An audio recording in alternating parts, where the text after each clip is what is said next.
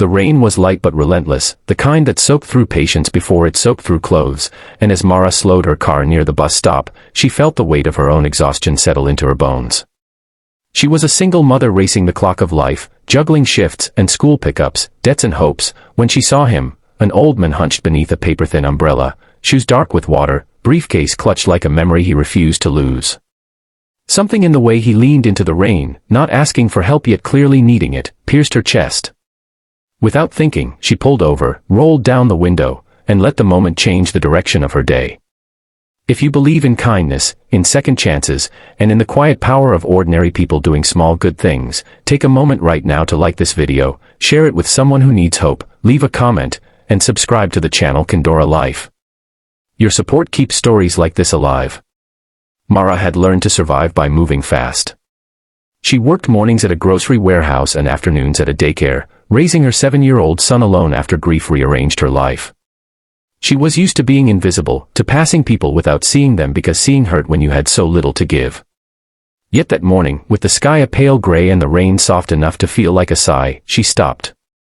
The man looked older than the city itself, silver hair plastered to his head, suit pressed but worn at the edges, as if he had dressed carefully for a place that no longer existed. His eyes lifted when the car slowed, not hopeful, just tired. Mara gestured for him to come closer and motioned to the passenger seat. She told herself she was only offering a ride, that it would cost her nothing but minutes. Still, as he settled in, the car filling with the scent of rain and old leather, she felt something loosen in her chest. He gave his name as Elias, voice steady, manners intact, the kind of man who once held doors and wrote letters by hand. He didn't complain about the weather or his aching knees, he simply stared out the window, watching the city slide past as if he were saying goodbye to it. They drove through streets that had learned to forget people like them. Mara focused on the road, on the way the rain made mirrors of the pavement, while Elias explained where he lived, a small apartment near the river. He spoke about the walk from the bus stop being longer these days, about how mornings took more effort than they used to. There was no self-pity in his words, only truth. When they arrived, Mara parked and helped him out, holding an umbrella over his head, her own hair darkening with rain. Elias thanked her with a nod that carried more weight than any speech, and she watched him shuffle toward the building, the briefcase tapping lightly against his leg. She drove away thinking of nothing and everything at once, of how small kindnesses disappear into the day without applause. By noon, she was back to lifting crates and wiping tables, her life clicking along its familiar track. Yet that night, when she counted the bills and tucked her son into bed, she felt a quiet warmth she couldn't name, as if the world had noticed her for a second and nodded back. The next morning arrived bright and clear, sunlight washing the city clean, turning puddles into glass. Mara's phone buzzed with a number she didn't recognize, and she almost ignored it. When she answered, a calm voice asked if she was the woman who had helped Elias crow in the rain. Her heart stuttered. She was told there was nothing wrong, only that she was needed downtown, if she had time. Mara almost laughed at the idea of having time, but curiosity tugged her forward. She took a bus across the city, holding her son's hand because school was out for a holiday. The building they entered was old and dignified, its marble floors echoing with footsteps. In a quiet office overlooking the river, Elias sat waiting, no longer soaked, no longer small. He looked the same and entirely different, posture straight, eyes bright. Papers lay neatly arranged on the desk. Mara stood uncertain, wondering if she had done something wrong. Elias explained that he had once owned a construction firm, that years ago he had stepped back, trusting others, losing more than he ever admitted.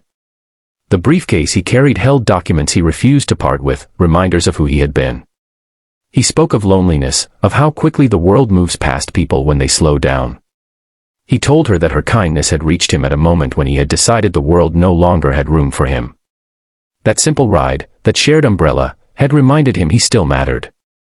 What Elias revealed next made Mara's breath catch.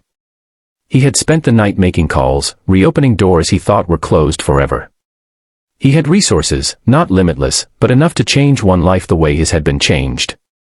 He slid a folder across the desk, not as charity but as gratitude. Inside were papers offering Mara a stable job with benefits at a community housing project he was funding, a place where her experience and resilience mattered. There was also help for her son's education, structured and legal, built to last. Mara tried to refuse, pride and fear tangling in her throat, but Elias insisted gently, explaining that accepting kindness could be as brave as giving it. He said the world stayed broken when good people insisted on carrying everything alone. Sunlight poured through the window, warming the room, and for the first time in years, Mara allowed herself to imagine a future that didn't feel like a narrow hallway. As she left the building, hand in hand with her son, the city looked different. The streets were the same, the challenges waiting patiently, but something fundamental had shifted. Kindness had moved in a circle, returning with a strength she never expected. She realized that helping Elias had not delayed her life, it had opened it. If this story is touching your heart right now, if you feel that quiet ache of hope rising, please take a moment to like this video, comment your thoughts, and share it with someone who believes the world can still be gentle.